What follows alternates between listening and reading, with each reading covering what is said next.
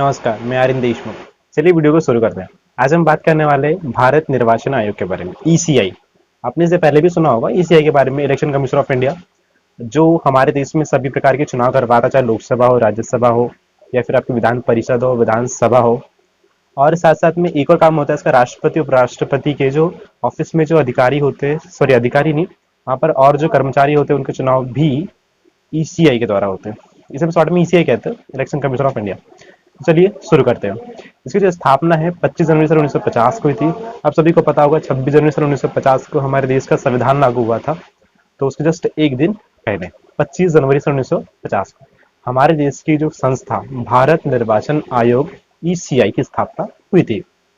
अब हम बात करें जो न्यायिक अंतर्गत है, ये किस जुडिशरी के अंतर्गत आता है। तो जो भारत का कानून एवं न्याय मंत्रालय है भारत सरकार का, उसके अंतर्गत ये संस्था कार्य करती है। अब हम बात करें कि इसका हेडक्वार्टर कहाँ पे, तो इसका हेडक्वार्टर निर्वाचन सदन अशोक रोड, न्यू दिल्ली में। अब हम बात करते हैं मुख्य यहाँ के जो इलेक्शन कमिश्नर है। देखिए सबसे पहले मैं आपको एक जानकारी दे दूं कि 1989 से पहले, अर्थात 1947, सॉरी 1947 की तो बात नहीं कर सकते, हम 1950 की बात करें, क्योंकि 1950 इलेक्शन कमीशन की स्थापना हुई थी।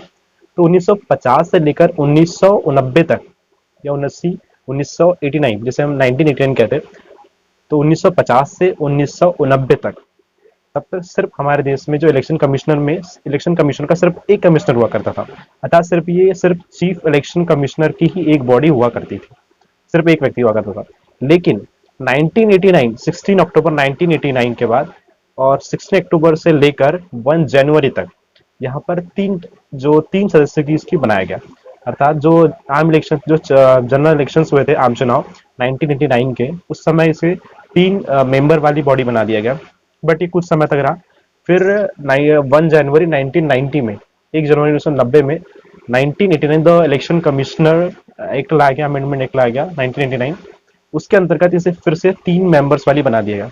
16 अक्टूबर से 1 जनवरी तक बनाया गया, बट वो क्या है, ऐसा ऑफिशियली नहीं था, वो ऐसे ही बुलाया गया था। एक प्रकार से कह सकते हैं कि प्रैक्टिकल या फिर एक एक्सपेरिमेंट किया गया।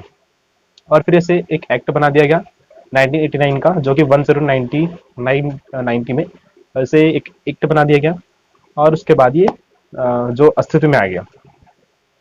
फिर क्या हुआ, तब से ये 3 मेंबर्स वाली संस्था है।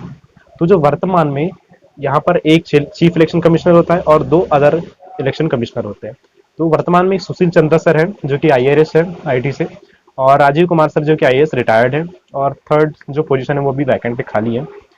अब हम बात करते हैं, जैसे कि आपको स्टार्टिंग में मैं बताया कि ये जो वर्क है, ये जो संस्था जो वर्क करती है, वो ये है कि लोकसभा, राज्यसभा और आपके विधानसभा और विधान परिषद के चुनाव को देखरेख करती है, उनके इसे कंडक्ट करवाती है।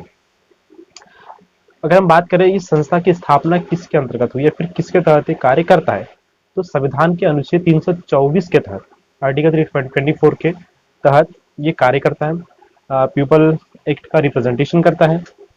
ईसीआई इसे भारत के उन 3 उच्च, जिसे हम जुडिक्शन कह सकते हैं या जुडिशरी कह सकते हैं, जो न्यायिक संस्था है, जो 3 संस्था है, पहली यूपीएससी, दूसरी है सीएजी द कॉन्ट्रप्रोटर, जिसे हम कॉम्प्ट्रोलर भी कहते हैं, comptroller and auditor general of India, ये सीएजी, और यूपीएससी, एवं जो तीसरी संस्था है वो आपकी ईसीआई।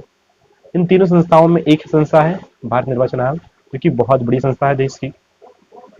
एवं यहाँ पर 3 इलेक्शन कमिश्नर्स होते हैं, आपको मैंने बता दिया।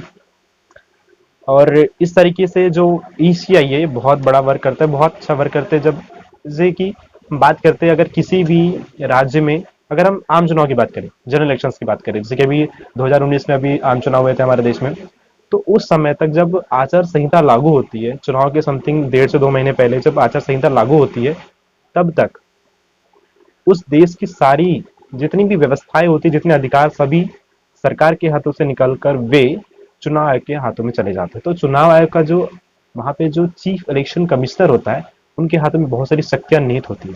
अब हम बात करते हैं कि इनको हटाया कैसे जा सकता है। जो रिमूवल जो प्रोसेस होती है किसी भी चीफ इलेक्शन कमिश्नर की, वो इस प्रकार होती है, जो सुप्रीम कोर्ट के जो जो आपके चीफ जस्टिस होते हैं, जो उनको जिस प्रकार से हटाने की जो प्रक्रिया है, उसी तरीके से इसको भी हटाने की प्रक्रिया है। इसको हटाने के, चीफ इलेक्शन कमिश्नर को हटाने के लिए आपको लोकसभा या फिर राज्यसभा से मेजोरिटी, 2/3 मेजोरिटी चाहिए। उसके बाद आप इसे हटा सकते हैं। एवं इस प्रकार से हमने देखा भारत निर्वाचन आयोग की बारे में कुछ कुछ जानकारियाँ, जिसे हमने थोड़ा संक्षिप्त में बताने का प्रयास किया है। एंड हम उम्मीद करते हैं कि आपको ये वीडियो पसंद आएगा, और इसी तरह से और जानकारी के लिए जुड़े रहिए। तब तक के लिए stay safe and stay home. Thank you very much.